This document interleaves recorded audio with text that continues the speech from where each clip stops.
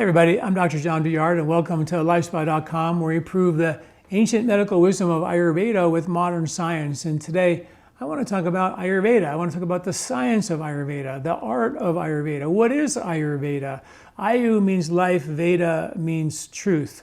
So it really has to do with being the truth or science of life, how to live your life in harmony with the natural cycles of nature. Think about birds flying south and whales migrating. What do? We put a sweater on, take a sweater off. We have definitely lost our natural connection to the rhythms of nature. This is now Nobel Prize winning science. We know that our biological clocks, which should be in sync with the natural cycles of nature, the circadian rhythms, aren't. And when we have that dysregulation of our biological clocks and nature's rhythms, that actually is now Nobel Prize winning science, and is something that is a kind of really exciting area of research in modern science, something that Ayurveda understood literally thousands upon thousands of years ago. So let's talk about, Ayurveda. Well, its first textbook was written 3,500 years ago, right? So I think that's kind of interesting. And I'll give you a quick little glimpse of one of my favorite parts of that textbook. They wrote 3,500 years ago an article about epidemics, which we might call a pandemic, a little bit bigger than an epidemic. And they said the cause of epidemics is corruption. This is written 3,500 years ago. Corruption at the highest heads of state. And that corruption would filter down onto the people, the merchants, who would make decisions that were against nature. They would lie, cheat, and steal to make a better living for themselves. They would make decisions that would actually pollute the water. So polluted, they said, that the birds wouldn't drink the water in the lakes. They said the air would become so polluted that you couldn't see the sky. They said that the changing of the environment from the pollution and the decisions based on corruption would actually create droughts or floods. And the seasons wouldn't come on time. They'd come either too early or too late. The foods, the herbs that would naturally grow to heal the epidemic wouldn't grow in the soil because of the pollution. I just think that's amazing that they predicted that corruption would trickle down into what we're seeing today. You could call it climate change, but the bottom line is we all know that the pollution goes into our soil, it kills the bugs, it robs the soil from minerals, it robs the soil from its natural microbiome, and we pay the price of that in terms of chronic disease and things like that. But that was predicted thousands of years ago. So it's a really beautiful science that's been practiced for thousands upon thousands of years. And what I do at LifeSpacom is I actually write articles about that wisdom, and I put the modern science together. And I've got over 1,000 articles at LifeSpacom where we have all this ancient wisdom and the modern science. And we have something that's been around for 1,000 years plus. Still here today, the All Indian Ayurveda Congress, which has been around forever, is one of the largest medical organizations in the world, and it has been for many, many, many years. So when something doesn't work, do you continue using it for 1,000 years? And if you can find something that's been around for 1,000 years, time-tested, and you have modern science to prove it, don't you think it's something we should look at? I do, and that's what we do at LifeSpacom. We write about those things, which I think are really important. So I wanted to kind of give you a taste of that today. And maybe the simplest way to start is just with the seasons. Ayurveda talked about seasonal eating and how critically important it is to change the diet from one season to the next. They even went as far as to say that if you don't change your diet properly and transition from one season to the next properly, that is where disease takes its first foothold, right? And to make it super simple, think about it, okay? It's winter time. The squirrels are eating nuts and seeds. We would all agree that those are harvested and they're warmer and heavier and oily to insulate the squirrels and the animals from the coldness and dryness of winter. It also provides extra fuel that can be stored to help them navigate a long winter when there isn't a lot of food to be had. So when you think about that, nature always provides the antidote to the extreme of each season in the harvest of that season, or the harvest right before, like fall for winter eating. In the summer when it's hot, nature says, you know what? I'm going to cook all the food on the vine for you, so you don't have to put it in your mouth and heat all that food up and cook it inside of you and create excess heat in a hot summer, which can overheat you and inflame you and make it difficult for you to function in an extremely hot environment. Where in the wintertime, we are okay putting heavier foods like nuts and seeds and grains and more meat even that would need to create more heat and digestive strength to cook that food. But in the summertime, when it's hot already, nature cooks all that stuff on the vine, so you don't have to cook it, and therefore it makes it easier for us to digest during those summer months without having to overheat our body. And the foods, of course, the fruits and the vegetables and all cooling in nature versus the more acidic foods, the brown foods, the grains, the nuts, the seeds, they are more heating in nature because they're more dense and they take more energy for us to digest. Sort of simple things. In the spring, when it's muddy and rainy, congested, we call it allergy season. There is a natural occurring no carbohydrate harvest taking place. The deer are digging up the dandelion roots in your front yard. The leafy greens are the first sprouts of nature that are fluorescent green that help fertilize the gut with a new stable of bugs in your gut for the spring season and get ready for a whole new cycle of bugs that change from spring to summer to winter. That's right. The bugs in your gut should dramatically change from one season to the next, which is why I wrote a book called The 3-Season Diet, which is based on the 3 harvests in nature. A spring harvest, we all know, is there. It's austere, low carb, but it's there. We have a summer harvest, which is mostly fruits and vegetables, and a fall harvest, which is mostly complex carbohydrates and more dense foods that are going to store as fat and reserve fuel for the long winter months to come. Those are the 3 harvests. Fall for winter eating, so winter is sort of a dormant season, and nature always takes a rest. It's based on cycles of rest and activity, and winter is the resting time. So I wrote the 3-season diet, not because I didn't know there were 4 seasons. It's because there are 3 major harvests that we interact with nature from. Don't know why that didn't take off, because it's incredibly logical and it's the way it's been done for thousands upon millions of years. That's how we interact with nature. But because that book didn't do as well as I thought it would, I put most of that information in a guide we call the 3-Season Eating Guide, and we put it out for free for folks, where you can get recipes, grocery lists, and superfoods for every month of the year in your inbox, so you know exactly what should I be eating in August, September, March, April, May.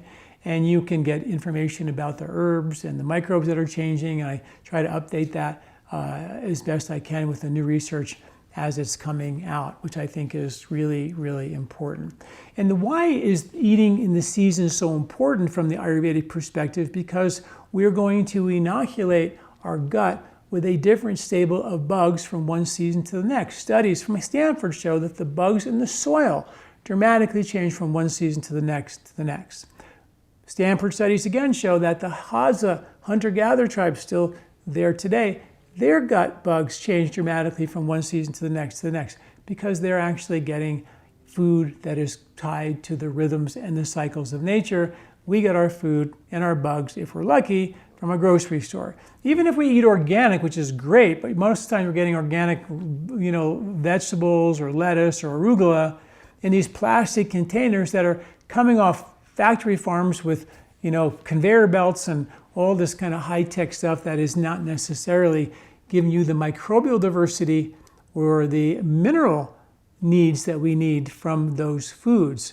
They're great because you're getting more of the bugs, but are we really getting the diversity that we really need to thrive? And there was a Stanford study again. Lots of Stanford studies showed that when they took the feces from ancient humans in museums in both New Mexico and Texas and Arizona, they actually compared the microbiome in those ancient humans that were 1,000 years old, compared them to modern humans, and they found that there was such a lack of diversity in the modern humans' feces poop microbiome that they actually called that lack of diversity an extinction event. So we don't eat anywhere near the diversity of foods. As a matter of fact, in the last 30 years, the amount of diverse foods, ethnic foods we eat from around the world has been reduced by 50%. So we keep eating this more and more and more the same industrial food, which is lacking minerals and lacking microbes and diversity, which is critically important.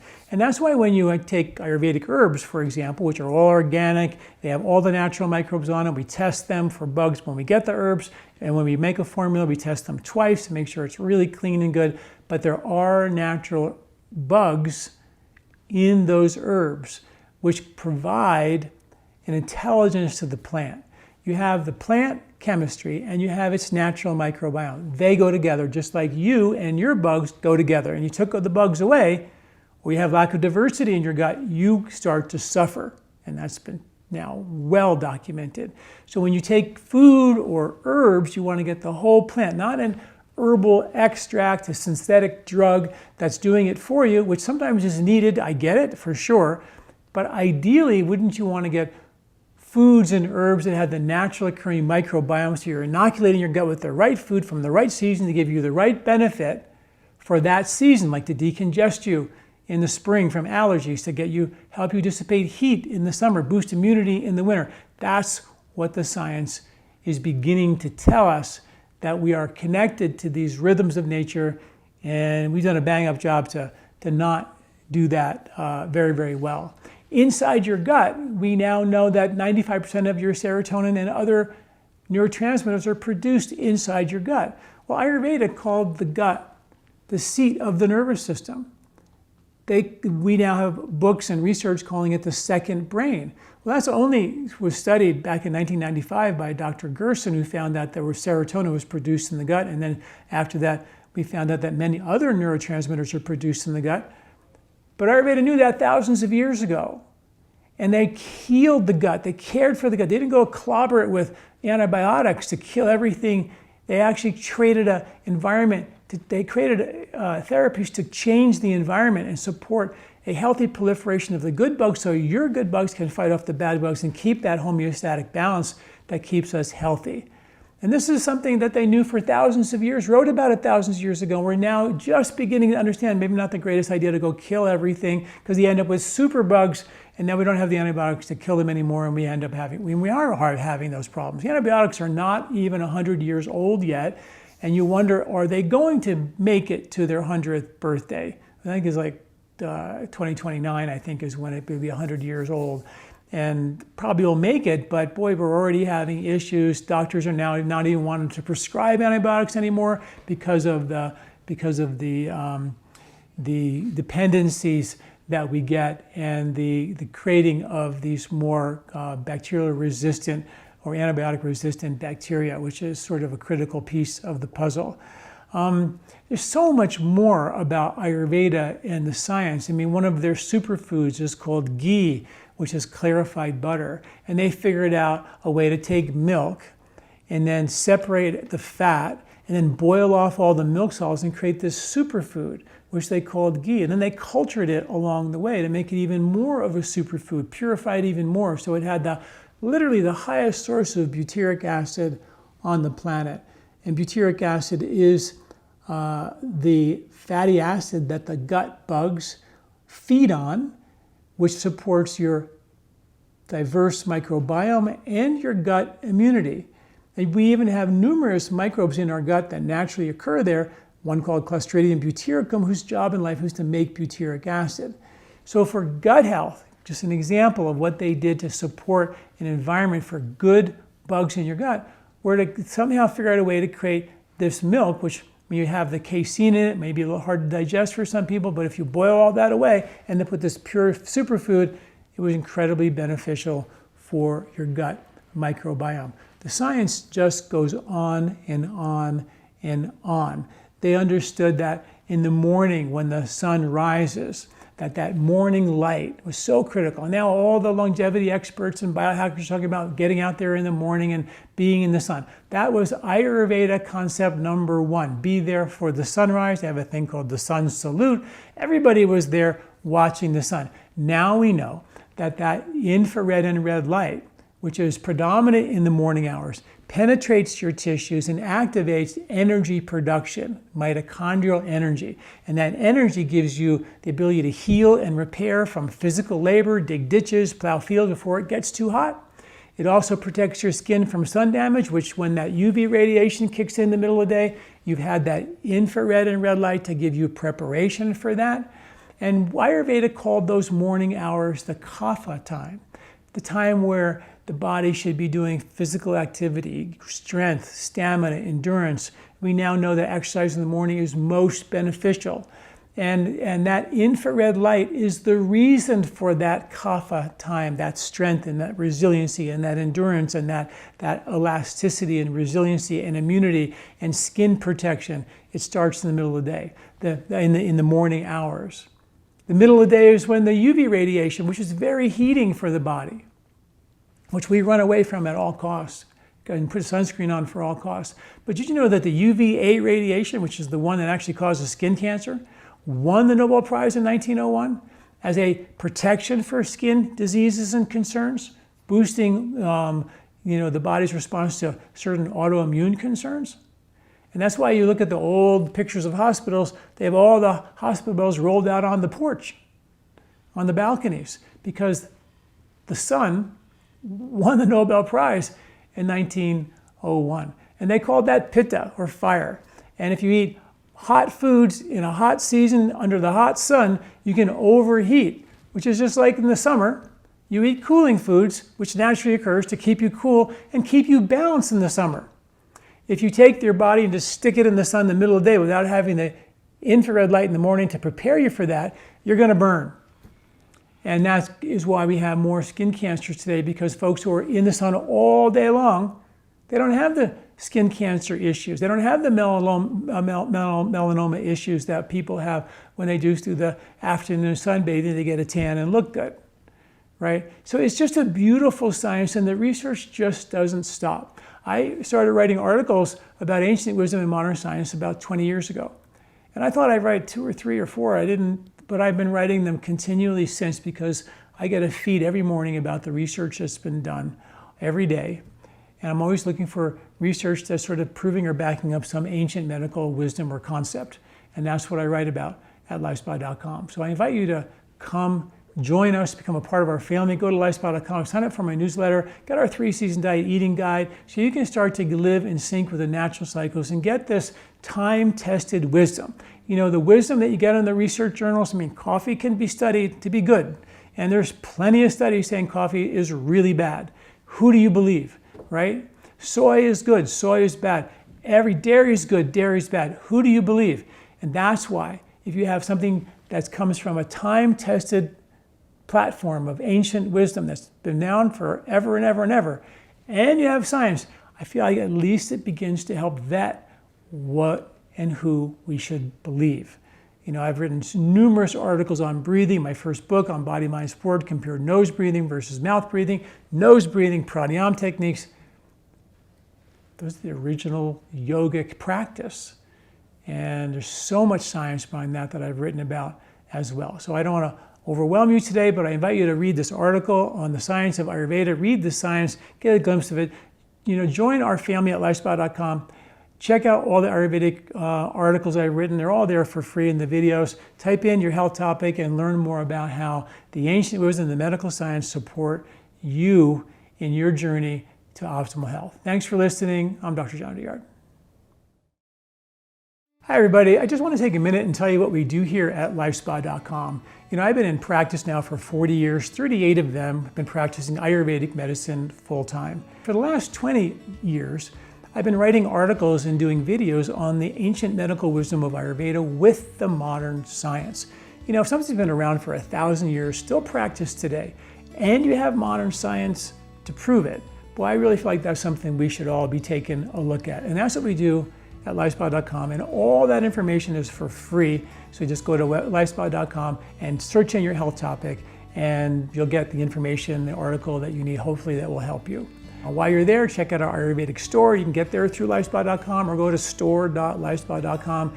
And there we have all of our organic Ayurvedic herbs, organic skincare line, more books, tapes, knowledge that we give you is all there at our store. All of our cleansing kits are there in our store. All of our herbs are whole herbs with the natural occurring microbiome, the way it came out of the soil. And that's critically important, because if I took the bugs out of you, you'd be completely different. We take the bugs away from a plant, like sterilizing and making an extract or spraying your food with pesticides, you lose significant benefit of that plant. And that's why we use the whole plant with the natural occurring microbiome. So check us out, learn more about what we're doing here at LifeSpacom, and we'll see you again. This recording is brought to you by LifeSpa, where ancient Ayurvedic wisdom meets modern science. Get access to free health video newsletters by Dr. John at LifeSpa.com. These statements have not been evaluated by the FDA. These products are not intended to diagnose, treat, cure, or prevent any disease.